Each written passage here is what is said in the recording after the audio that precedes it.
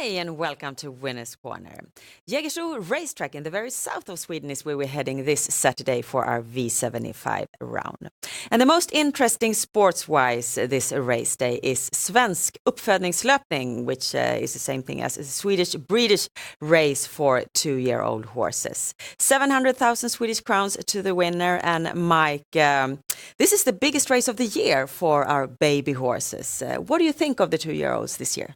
Well, it feels like they're improving with every year. Every crop is better than the previous one, and this year is no exception. These are phenomenal racehorses, and they feel so complete already, despite being just babies.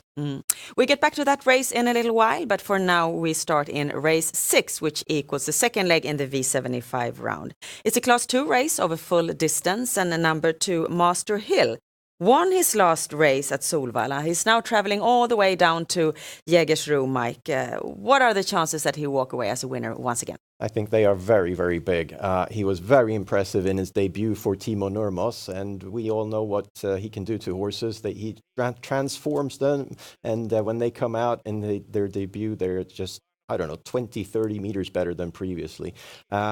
It looked like that horse could run as fast as necessary. He could have, that was an apprentice driver's race, and he could have driven any way he wanted. He was just outstanding in that race.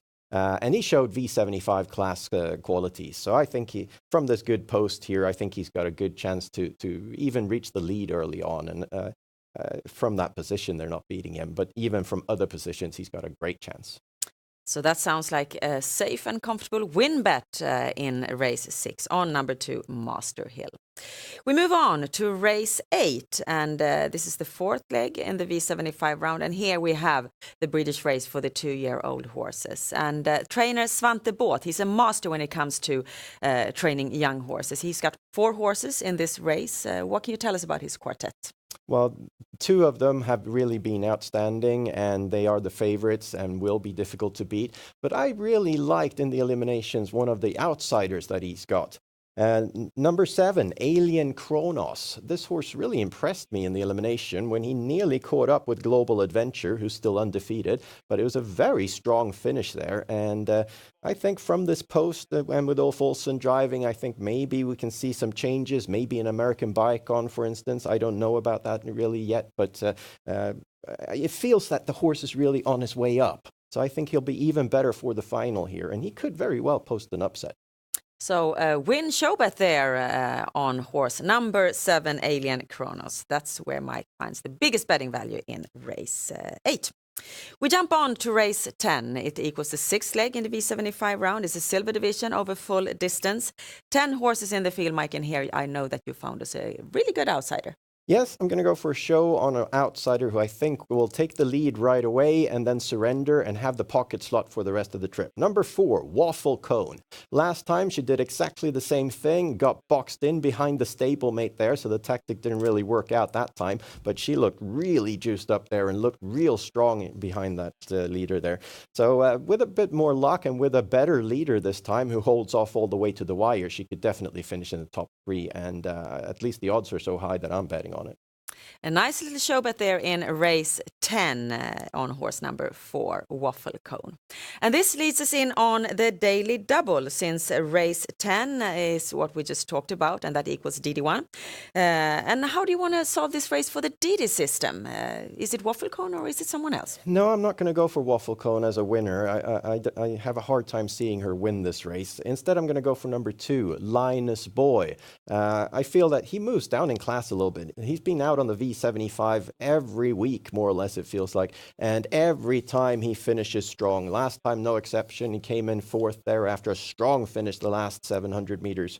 For once, he's got a good post here. And for once, he'll have a good position up front somewhere in this race. And after that, and with that trip, a better trip, I think he'll be hard to resist over the final stretch.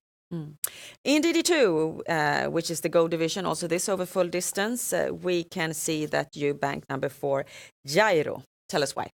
Yeah, I think he's got a good chance to take the lead after a bit and have Vesterbo on the News parked on the outside. Those 2 horses stand out a little bit, especially since Give It Gas and Go and Dante Bocco have difficult post positions. So it feels like a 2-horse race, and I'm going to go out on a limb and say that the inside draw here is going to win. And this means that we have one combination for the daily double this Saturday. Let us now move on to the main game of the day, that is V75. We have to find the winners in 7 races, and usually a big reward if we succeed is what we can expect. Mike, this is the system that you worked out for us, 3 bankers. We've talked about the first one, number 2, Master Hill, in the second leg. So let's move on to the second banker in the third leg. It's a long-distance race, 2,640 meters, and you choose to go all in on number 1, Illuminati. What can you tell us about him? Well, he really impressed me last time. Joachim Löfgren was sitting way back in the field and waited with the attack up until 500 meters to go. And the way he just flew past the other horses was spectacular. He's really come into his own this year, Illuminati, and he's really on his way up. He's a ready cash with a bit of nerve. That's always a bit worrying, especially from the inside draw like this. But if he stays trotting and finds racing room, they're not beating him this time. I don't think so. Please note that it's the circular start here, so number 1 here is a good draw, even for Illuminati, who's a bit nervous. Okay, good information there. Your third banker is to be found in V75-5. That's a sprint race over 1,640 meters, and number 7, Gustafsson, who we see here, comes from the Netherlands, has got 3 straight wins, and you expect him to add on another victory. I think so. When this trainer travels here, he usually has his horses in order, and he's got a very high win percentage, and so does the driver, Rick Ebbinge. He's a really good driver, and this horse is good. The post, of course, difficult. He risks getting a rough trip here, but I feel that he is by far the best horse in the race. We have one race left to mention, and that is V75-1. It's a race for 3- and 4-year-old horses, where the 3-year-olds gets 20 meters advantage over the 4-year-olds. But most punters reckon that won't matter for 4-year-old number 10, Candela Mark. But you're of another opinion, because you mark quite a few horses here. Yeah, I think it could be very difficult to catch the 3-year-olds here. Especially if we get a fast track. Number 2, That's Art, was on his way to win last time, but then went off stride just with 100 meters to go. Looked very much improved. However, that was racing without shoes, and this time he's going to have to wear shoes. After the 1st of December, all horses are required to have shoes on all 4 feet, so that changes it around a bit. But still, the 3-year-olds are pretty good up front. One more question, though, on your system, and that is about V75-6, because this is the race where you spend the most marks. We've already talked about Waffle Cone and number 2, Linus Boy here. Anything else you want to say about this race? It's a very even field and very high class.